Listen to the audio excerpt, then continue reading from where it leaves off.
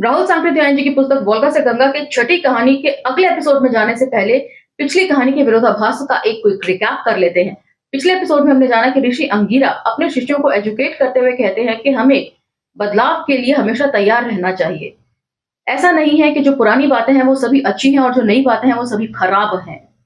अच्छी बातें जहां से भी मिले उसे अडॉप्ट कर लेना चाहिए, फिर वे आर्य संस्कृति की हो चाहे अनार्य संस्कृति की। जैसे कि अनार्यों के नगरों की बसावट को हमें अडॉप्ट करना चाहिए और उनकी बेहतरीन चिकित्सा पद्धतियों के साथ साथ हम लोगों ने उनके परिधान, उनके आहार को भी अडॉप्ट किया।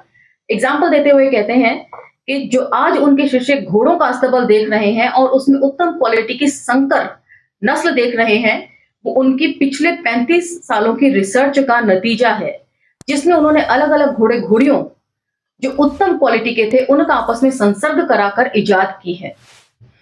यहां पर वे एक विरोधाभास भी प्रकट करते हैं। एक तरफ वे कहते हैं कि आर्य पुरुष जो हैं वो असुर वैश्यालयों में जाते हैं, असुर स्त्रियों के साथ समागम करते हैं, और दूसरी तरफ वे रक्त की शुद्धता बनाए रखने की बात करते हैं।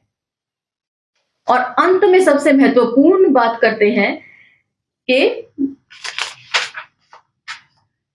आर्यों को पुरानी प्रथाओं का दृढ़ता के साथ जो है वो पकड़े रहना चाहिए, और यदि उससे कोई आर्य जन टिके तो उसका सफाया कर देना चाहिए। ये बिल्कुल वही बात है जो महाभारत में गीता उपदेश देते वक्त कृष्ण अर्जुन को कहते हैं कि जन परिजन रिश्तेदारों का ख्याल नहीं करना चाहिए जब मूल्यों को स्थापित करने की बात आती है। यहां तक तो हमने पिछले एपिसोड में पढ़ लिया था, अब हम चर्चा को यहां से आगे लेकर चलते हैं। तो चलिए मेरे साथ। जय भीम, मैं शालिनी और आप देख रहे हैं अंबेडकर नामा।